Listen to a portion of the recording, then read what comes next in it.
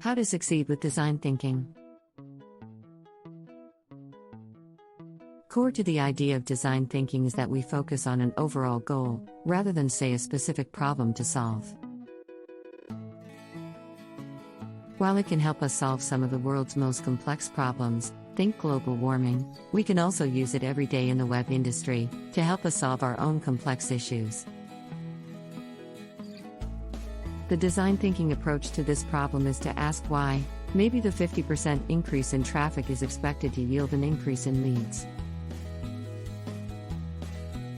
Well, rather than going down the costly process of paid advertising to boost traffic and leads.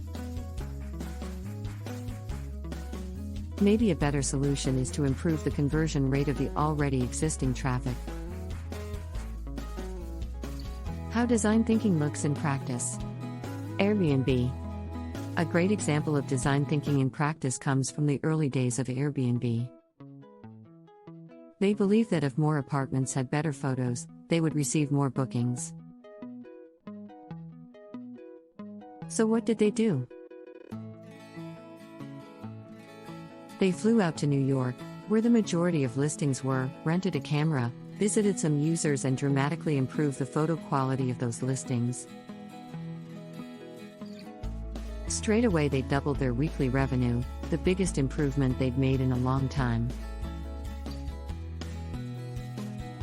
Another great example of design thinking in practice came from the Nordstrom Innovation Lab.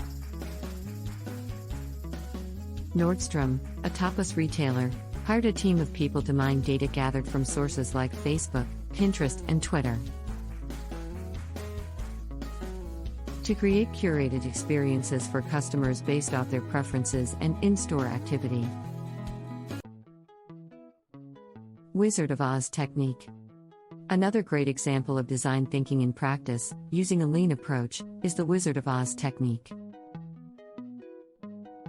The term originates from the field of experimental psychology in the 1980s. As Universal Methods of Design puts it, The Wizard of Oz is a research experiment in which subjects interact with a computer system that subjects believe to be autonomous,